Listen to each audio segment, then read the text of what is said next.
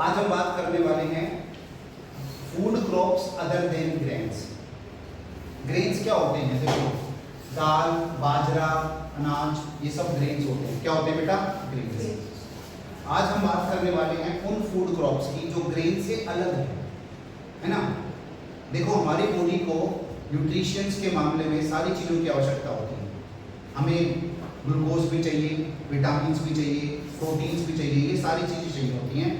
तो एक particular food से वो पॉसिबल नहीं है कि भाई एक ही फूड खाएं और सारा काम हमारा हो जाए, ऐसा पॉसिबल नहीं है। इसके लिए हमें ग्रेन्स के अलावा भी फूड्स कंज्यूम करने पड़ते हैं, जिनके अंदर हमारे पास सबसे पहले आ रहा है शुगर केन। जानते होंगे इसको तो, गन्ना। वर्ल्ड के अंदर ब्राजील में सबसे ज्यादा गन्ना उगाया जाता है, देन चाइना के अंदर आता है, एंड देन उसके बाद इंडिया का नंबर आता है। और गेटिंग माय वर्ड्स? इनकी जो शुगर केन की क्वालिटी है ये भी अलग अलग है। ब्राजील और चाइना का जो गन्ना होता है, वाटर पानी ज़्यादा होने की वजह से वो थोड़े से मोटाई में मोटे होते हैं, मीठे कम होते हैं। वहीं इंडिया का जो गन्ना होता है वो पतला होता है, थोड़ा पतला होता है, लेकिन मीठा ज़्यादा होता है। और गेटिंग माय वर्ड्स? इतनी बात समझ में आ गई? इसी गन्ने को हम रगड़ रहे हैं मोटा होने के लिए। मैं, आयान, करण जैसे बच्चे हैं, हमारे मोटा होने का सबसे बड़ा कारण है ये गन्ना। क्यों? इस गन्ने से जो चीनी बनती है, और गेटिंग माय वर्ड्स, जो चीनी बनती है, और उस चीनी से जो चाय बनती है, कॉफी बनती है, या कोल्ड ड्रिंक्स बनती है, केक बनता है, उसको हम कंज्यूम करते हैं। ठीक है? ये चीनी जो है सबसे ज्यादा कार्ब्स बनाती है, और जब बॉडी उतना काम नहीं करती जितना उसको करना चाहिए, तो ये कार्ब्स स्टोर होना स्टार्ट हो जाता है in the form of fats. समझ रहे हो? ये देख रहे हो मेरी जो ऋतिक रोशन जैसी बॉडी है, उसके पीछे का कारण यही चीनी है। Are you getting my words? इसीलिए जब डाइट करते हैं और जब हमारी बॉडी एक्टिविटी ज़्यादा करती है, खाना कम खा रही है, तो हमारी बॉडी को चाहिए एनर्जी। उसको तो भैया हर टाइम एनर्जी चाहिए in the form of ATP. तो वो एनर्जी इस फैट से निकालना स्टार्ट कर देती है, और जो डाइट है उसकी वजह से धीरे धीरे आदमी कमजोर या फिर पतला होना स्टार्ट हो जाता है। अरे इतनी बात समझ आ गई? बट हमारा मेन कंसर्न था गन्ना। तो देखिए, गन्ने को उगाने के लिए हमें जो टेम्परेचर चाहिए होता है 21 डिग्री से 27 डिग्री तक के लिए चाहिए होता है। इसका मतलब ना अच्छी सर्दी हो ना ही अच्छी गर्मी। इतनी बात समझ में आ गई? अरे हाँ या ना बोल। आप जानते हो ना कि जून, जुलाई में, अप्रैल में हम गन्ने का जूस दबा के पी रहे होते हैं। इसका मतलब उस टाइम पर इसको काट लिया जाता है। तो इसका मतलब फरवरी में इसको बोना स्टार्ट करते हैं, जब टेम्परेचर थोड़ा सा गर्म होना स्टार्ट हो रहा है, और मार्च अप्रैल तक इसको लेके चले जाएं। Are you getting my words? एक और अच्छी बात गन्ने की क्या है, गन्ना जल्दी से खराब नहीं होता। गन्ने को आप स्टोर करके रख दो 3 महीने, 4 महीने, 10 महीने, ये ठीक रहता है। लेकिन ऐसा नहीं कि आपने धूप में रख दिया, धूप में रखा तो इसका जूस सूख जाएगा। इसमें ना कीड़े लगते ना कुछ और होता। कहती बात समझ में आ रही है? हाँ या ना बोल? इसके बाद अगर हम बात करें, ये tropical as well as sub tropical crop है। What do you mean by this? Tropical as well as sub tropical. इसका मतलब ये इंडिया में मोस्टली जगहों पर उगाई जा सकती है। इसका कोई ऐसा रीजन नहीं है कि भैया सिर्फ इसी पर्टिकुलर एरिया में उगाई जाएगी। ये इंडिया के किसी भी हिस्से में उगाई जा सकती है। कितनी बात समझ में आ रही है? जब एशिया में, चाइना के अंदर, इंडिया के अंदर, पाकिस्तान के अंदर काफी जगहों पे जो उगाया जा सकता है, इसी को बोलते हैं tropical as well as sub tropical crop. क्या इतनी बात समझ में आ रही है सब बच्चों को? हाँ या ना बोलते जाओ भाई। ठीक है? It need manual labour. बिल्कुल सही बात है भैया। गन्ने को काटने के लिए और बोने के लिए मैनुअल लेबर की जरूरत पड़ती है। यही इस क्रॉप का डिसएडवांटेज है, एक तरह से डिसएडवांटेज है। जैसे हम गेहूं उगाते हैं तो हम ट्रैक्टर की मदद से धड़ बीज डाल देते हैं, है ना। सरसों उगाते हैं या कॉटन उगाते हैं तो धड़ ट्रैक्टर की मदद से बीज डाल देते हैं। You know what? चावल के लिए और गन्ने के लिए हमें क्या करना पड़ता है? लेबर लगानी पड़ती है, क्योंकि एक एक क्रॉप को उगाना पड़ता है ना, पानी के अंदर से डालना पड़ता है। टेक्नोलॉजी बहुत रेयर आई है कि गन्ने को या चावल को या राइस को हम ऐसे मशीन के द्वारा उगा सकते। इसी तरह से जो गन्ना होता है ना, इसमें साइंस का भी एक टॉपिक आ जाएगा रिप्रोडक्शन के अंदर। देखिए, हमारा जो गन्ना होता है, उस गन्ने की जो पोरी होती है ना, पोरी आपने देखी होगी, उन पोरी के स्टार्टिंग में, एंड में एक ऐसा उसके ऊपर एक मोटा मोटा सा होता है, उसको बड बोलते हैं। क्या बोलते हैं? बड। तो जब भी गन्ने की खेती होती है तो हम ऐसे स्लाइस काटते हैं, जैसे मान लो इसका बड यहाँ पे इसका बड है, हम ऐसे स्लाइस काटेंगे, ऐसे स्लाइस काटेंगे कि ये टुकड़ा जो निकल के आया है इसमें कम से कम एक बड हो। Are getting my words? और फिर इसको बो दिया जाता है जमीन के अंदर, इसको बो दिया तो इस बड से दूसरा जो गन्ना है वो निकल के जाएगा। तो इसके लिए इसको काटा गया। अब मशीन को कैसे पता कि बड कहां पे है? पता लगा ना कि ये मैनुअल क्यों है, क्योंकि क्या हर गन्ने की पोरी बराबर होगी या छोटी बड़ी हो सकती है? बिल्कुल छोटी बड़ी हो सकती है। तो यदि तुमने कोई प्रोग्राम के द्वारा मशीन में गन्ना डाला तो मशीन को तो इतना पता है कि मुझे 5-5 सेंटीमीटर में काटना है, लेकिन मान लो बड़ी कट गया या बड़ा आया नहीं उस पोर्शन के अंदर, तो क्या फायदा हुआ? इसलिए मैनुअली काटा जाता है, मैनुअली काट के मैनुअली उगाया जाता है, क्योंकि मशीन को क्या पता है कि बड़ नीचे गया है या बड़ ऊपर रह गया। Are getting my words? इसीलिए मैंने क्या कहा, it needs a manual labour, जो इसका डिसएडवांटेज है। India is the second, sorry मैंने थर्ड बोल दिया था, India is the second largest producer after Brazil. उस दिन अगर क्विज में ये हमें पता होता तो आज उसका आंसर सही देते ना, पता लग गया। इसके बाद देखो raw material of jaggery, raw material या सोर्स, इससे जो चीजें बनती हैं, जैगरी, गुड़, खंडसारी, खांड, शुगर, चीनी, मोलेसिस। मोलेसिस क्या होता है? देखो मोलेसिस बेसिकली जो गन्ने का जूस निकालने के बाद जो बच जाता है ना, जो सूखा हुआ ऐसा बच जाता है, that part is known as molasses. ठीक है, क्या बोलते हैं उसको? मोलेसिस। कहती बात समझ में आ रही है? अरे हाँ या ना बोल। ठीक है, कहती बात समझ में आ रही है? रुको रुको रुको रुको, हमारे कुछ स्टूडेंट्स आए हैं दर्शकों, तो जिस वजह से मेरे को ये बात बोलनी पड़ी, कृपया करके इधर ध्यान दो। कौन है? हमारे जेई टॉपर गौरव एंड उसके साथ एक बच्चा और। ठीक है, इस वीडियो को पोस्ट कर दो। पोस्ट करने को दो बटन है, उस पर क्लिक करना। चलिए भाई, तो बेटा शुगर केन हमने पढ़ लिया है। शुगर केन के जो मेन आपके जो स्टेट्स हैं, यूपी, महाराष्ट्र, कर्नाटका। ऐसा नहीं कि हरियाणा में नहीं बोलते, हरियाणा में बोलते हैं, जज्जर साइड को बोलते हैं। ठीक है, लेकिन मेजर क्रॉप किधर है? तुम भी बोलते हो? नहीं बोलते? हमारे गांव में नहर की साइड बोलते हैं। हाँ, तो थोड़ा बहुत बोलते हैं, लेकिन मेजर स्टेट उसको बोला जाता है जहाँ पे मेजर क्रॉप ये मानी जाती है, जैसे कि यूपी, महाराष्ट्र, कर्नाटक। बात याद रहेगी? Yes sir. आगे बढ़े भैया। तो इसके बाद की बात करते हैं। इसके बाद है हमारे पास ऑयल सीड्स। ऑल्दो ये कल हमारे आर्यन का जो है टॉपिक है ऑयल सीड्स। ऑयल सीड्स नाम से पता चल रहा है ऐसे बीज जिसे तेल निकाला जाए, है ना? क्या बात समझ में आ रही है? ऐसे बीज जिसे तेल निकाला जाए। ऑल्दो हम सर्दियों में बहुत खाते हैं मूंगफली, लेकिन इसका भी तेल बनता है। सनफ्लावर, इसका भी तेल बनता है, इससे जो निकलते हैं सीड्स, इसका भी तेल बनता है। इसके अलावा सरसों, है ना, तिलहन, ये सारी जो चीज होती हैं ये ऑयल सीड के नाम से जानी जाती हैं। तो main oil seeds produced in India are groundnuts, मूंगफली, मस्टर्ड क्या होता है? सरसों, कोकोनट, कल ये मैंने दिखाया था ना, तिलहन। हाँ जी बेटा, तो ये सारी जो चीज हैं ये आपके सीड किस में आ जाती हैं? ऑयल सीड्स के अंदर आ जाती है। ऐसी बात समझ में आ रही है? अब इसके बाद इसमें हमने क्या क्या चीजें मिसिंग कर रखी है, जानबूझ के मिसिंग कर रखी है। सबसे पहले इन सबको उगाने के लिए टेम्परेचर कितना चाहिए होगा ये आपको बताना है। ये सब किन स्टेट्स में मेजरली उगाई जाती हैं ये आपको बताना है। ठीक है, और ये कौन सी खेती के अंदर आती है? प्रिमिटिव आती है या फिर आपकी प्लांटेशन के अंदर आती है या किस चीज के अंदर आती है? ठीक है, ये आपको बताना है। क्या? हाँ, इसको सनफ्लावर कहते हैं। हाँ, इंटेंसिव खेती होती है ये इंटेंसिव के अंदर ही आती है, क्योंकि जैसे सरसों है, हम नॉर्मली हरियाणा में तो सरसों को मंडी में उतार देते हैं, लेकिन कई बार कंपनीज क्या करती हैं, खेती बाड़ी के अंदर किसानों से टाई अप कर लेती है, भाई आप पर्टिकुलर इतने खेत में सरसों ही उगाएंगे, और गेटिंग पावर्स तो इंटेंसिव के अंदर ही आ जाता है। ना उससे में अगर बारिश हो गई ओले पड़ गई तो लोग कंपनी का नुकसान होता है, आदमी का नहीं, क्योंकि उसमें एक एग्रीमेंट होता है बेटा, जिसके अंदर कंपनी ये कहती है कि कल को मान लो भाई आपकी जो फसल है वो नेचुरल डिजास्टर की वजह से अगर खराब होती है तो हमारा सारा नुकसान होगा। भाई उनको तो एक पर्टिकुलर अमाउंट मिलना है, ठेका जिसे बोलते हैं, भाई 5 लाख 3 लाख को तो मिलना ही मिलना है उनको, जब उनकी खराब हो जाए फसल या सही हो जाए। अब कई किसान अगर ये सोचे कि चलो ठीक है नहीं बोलते, अच्छी क्वालिटी का खाद नहीं डालते, तो अगली बार वो टेंडर नहीं देंगे, फिर क्या करोगे?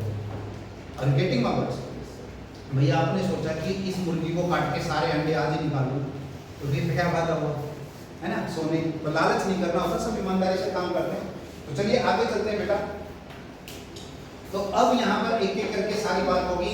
ग्राउंड नट्स यानी कि मूंगफली, मूंगफली में दाना ने हम तुम्हारे नाम, तो मूंगफली में दाने होने चाहिए तभी तो तेल निकलेगा। क्यों करें? जैसे आज कर्म का तेल निकाला हमने, ऐसे मूंगफली का तेल निकालते हैं।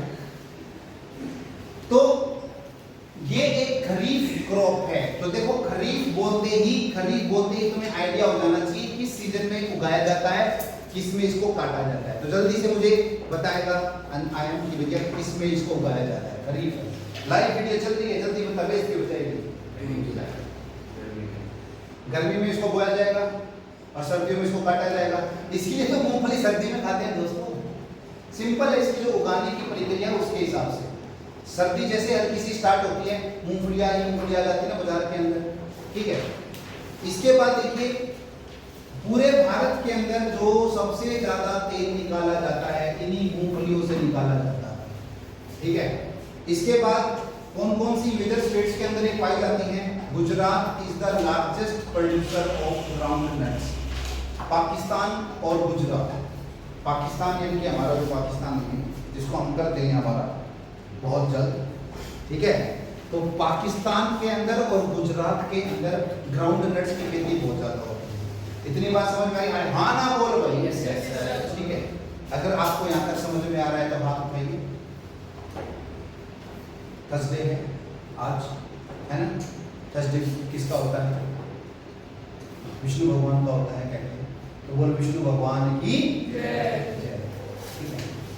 उसके बाद देखो क्योंकि पानी की कम इसमें आवश्यकता होती है तो राजस्थान और आंध्र प्रदेश के अंदर भी इसको उगाया जाता है। अच्छा ये गलती से लिखा गया है कि 2019-20 में उगाया गया था, हर साल उगाते हैं। Are you getting my words? अरे हाँ ना बोल। ये 2019-20 की लिस्ट के हिसाब से बताया गया है कि गुजरात में सबसे ज्यादा, फिर राजस्थान, फिर आंध्र प्रदेश। तो अगर यहाँ पर अगर पानी की बात करें तो ड्राई स्टेट्स हैं, तो सूखे स्टेट्स होने की वजह से पानी की क्या हो जाएगी, इसमें कमजोर होगी। इतनी बात क्लियर है? हाँ ना बोलो, ठीक है। चलो आगे चलते हैं बेटा। ग्राउंड नट्स आपको क्लियर हो गया, ग्राउंड नट्स क्लियर हो गया। तो ये देखो इनको बोलते हैं सरसों और इसको बोलते हैं अलसी, ठीक है। इनके नाम प्लीज लिख लो, मस्टर्ड एंड ये क्या है, लाइन सी। इसको अलसी बोला जाता है, समझ रहे हो? हिंदी में क्या बोलते हैं इसको? अलसी। ये तिलहन है, सीसमम, और ये क्या था? कास्टर, ठीक है। तो these also are what? These also are what? What? नहीं, रबी क्रॉप्स तो हैं। What are the? They are oil seeds. ये सब भी क्या है? Oil seeds। जैसे अगर मैं बात करूं भाई आयान की, तो आयान है अंबानी का चाचा। तो आयान जो है वो महंगा तेल खाएगा दोस्तों। वो किसका खाएगा? अलसी, तिलहन का तेल, समझ रहे हो? Getting marks. और इससे भी महंगी कोई चीज होती है तो उसका तेल खाता। हम गरीब आदमी हैं, हम खाते हैं सरसों का तेल। Getting marks. और इसी सरसों के तेल को बार बार फिल्टर करते हैं तो आपके पास कौन सा तेल बनता है? जैसे घर में 2 प्रकार के तेल होते हैं, एक होता है सरसों का शुद्ध तेल और एक होता है रिफाइंड तेल, है ना? और कहते हैं रिफाइंड तेल में कोलेस्ट्रॉल कम है, फलाना कुछ नहीं भाई। इसी को बार गर्म करके छान के जो निकाला गया है उसी को रिफाइंड ऑयल। कितनी बात समझ में आ रही है? हाँ ना बोलो, ठीक है। तो all these are what? Oil seeds. यहाँ तक कोई दिक्कत किसी को? तो ऑयल सीड्स के बाद अब हम आते हैं अगली क्रॉप के अंदर जो बेसिकली ग्रेन से अलग है और भारत या विश्व के अंदर बहुत ज्यादा पी जाती है। एक उसका कंज्यूमर तुम्हारे सामने है। ऐसा लगता है कि विश्व की 4% चाय तो मैं ही पी लूं, है ना? यस, हम बात कर रहे हैं चाय की, ठीक है। चाय में एक बात आती है जिसको कहते हैं वाह ताज, सुना है? वाह ताज। इस डायलॉग ने ताज चाय को बहुत महंगा कर दिया। चाय की शुरुआत भारत में अंग्रेजों के द्वारा की गई। चाय की बागानी आसाम वगैरह के अंदर, क्योंकि इसमें भैया बहुत पानी चाहिए होता है, बहुत ज़्यादा पानी चाहिए होता है, और आसाम मणिपुर इस साइड पे बहुत बारिश होती है, इस वजह से उनके पहाड़ों पर बागान, चाय के बागान लगाए जाते हैं। अच्छे खासे सांप वगैरह मिलते हैं यहाँ पे चाय के लिए, ठीक है। तो यहाँ पर देखो ये जो लोग हैं चाय की खेती कर रहे हैं, चाय के बागान होते हैं। बागान क्या है? सिंपल, आपने बीज बोया, बीज बोकर पेड़ उगे, उन पेड़ों के जो पत्ते होते हैं ना, पत्ते, वही चाय की लीव्स होती है, टी लीव्स कहा जाता है। उनको फिर तोड़ा जाता है एक पर्टिकुलर एज के बाद, फिर सुखाया जाता है, सुखाने पर वो दानों में कन्वर्ट हो जाते हैं, फिर फिल्टर करके पैकेट में पैक करके भेज दिया जाता है। और गेटिंग माय वर्ड्स? तो देखिए ये tropical as well as sub tropical crop है। इसका मतलब देखो कि कुछ पर्टिकुलर एरियाज के अंदर हर देश में इसको उगा सकते हैं, जहां जहां ज्यादा बारिश हो रही है। राजस्थान में उगा सकते हैं क्या? बिल्कुल, ठीक है। It is a plantation crop and beverages crop, मतलब ये पर्टिकुलर एरिया में इसके प्लांट बोए जाते हैं, जैसे अमरूद के, आम के। बीवरेजेस मतलब इससे बनने वाली चीज का हम इस्तेमाल पीने की चीजों में किया करते हैं। इतनी बात समझ में आ रही है? अरे हाँ या ना बोल। ये देखो ये बहुत अच्छी ग्रो करती है यदि हमारे पास ड्रेन्ड सॉइल हो और फर्टाइल सॉइल हो। ड्रेन्ड और फर्टाइल का मतलब क्या है? जिसमें बहुत सारा क्या हो मेरे बच्चों? पानी हो। अरे हाँ या ना बोल, ठीक है। It requires warm and moist climate, Frost free climate मतलब क्या है? वार्म मतलब थोड़ा सा गर्म, मॉइस्ट मतलब जिसमें मॉइस्चर ज्यादा हो, वो तब पॉसिबल है जब पानी बहुत ज्यादा आता है, ठीक है। इट टुक्स इंटेंसिव लेबर, मतलब ये जो पत्ती चुगने के लिए, फिर से वही बात है, मशीन को कैसे पता चलेगा कौन सी पत्ती सही है कौन सी नहीं? तो टक टक टक टक सबसे ज्यादा लेबर लगती है इसके अंदर।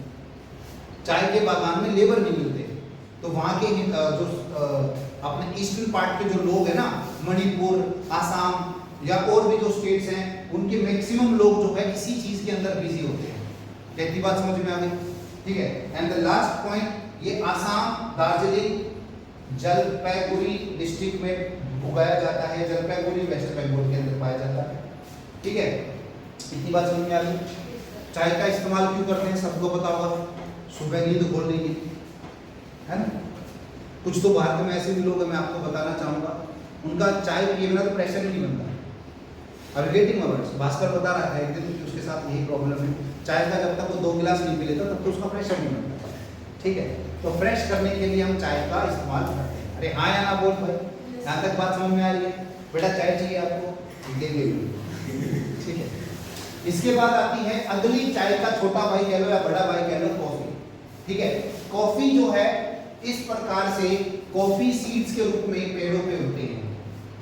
कॉफी बीन्स फिर से बनाए जाते हैं इनको सुखा के। और फिर मैं आज बताऊंगा वर्ल्ड की मोस्ट कॉफी की कहानी, जो एक जानवर की पोटी से बनती है, ठीक है। और गेटिंग माय वर्ड्स, ठीक।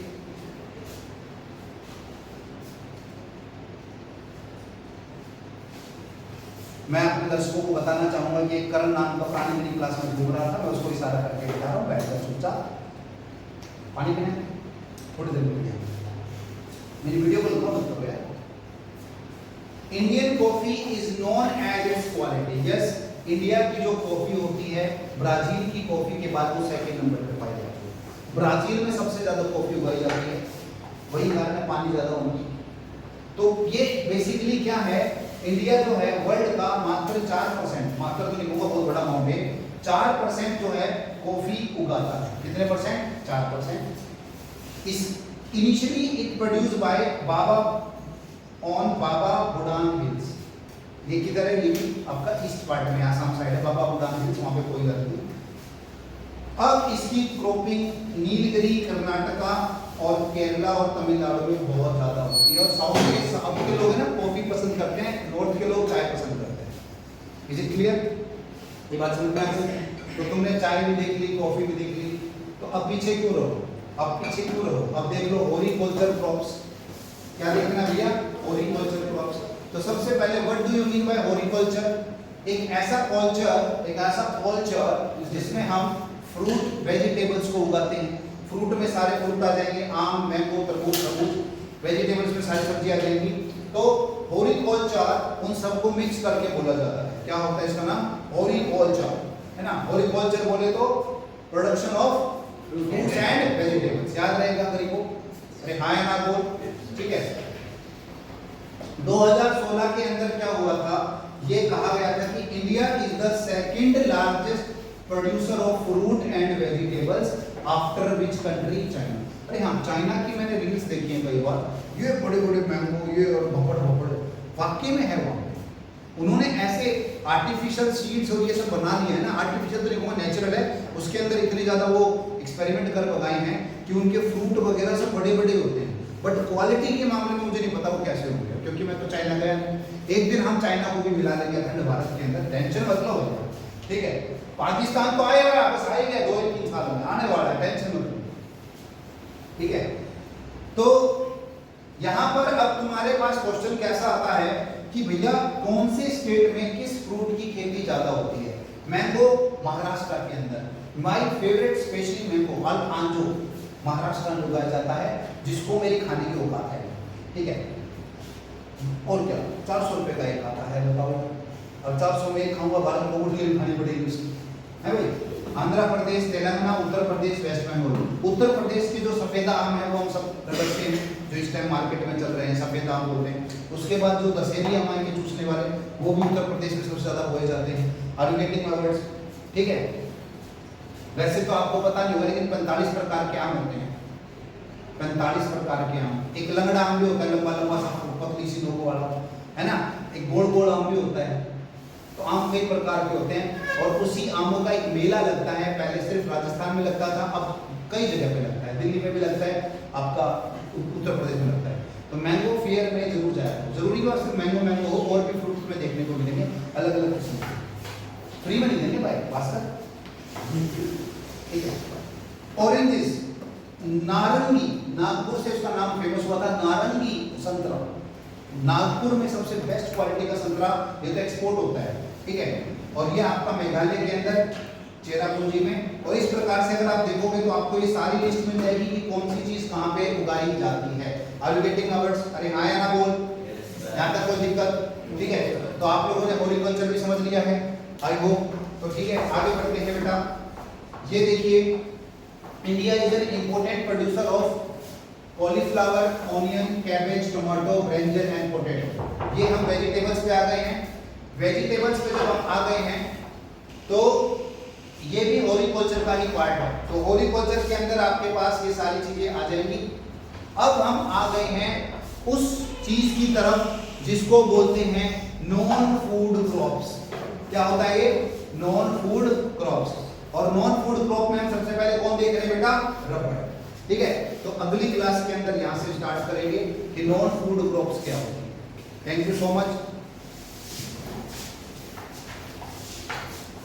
समझ में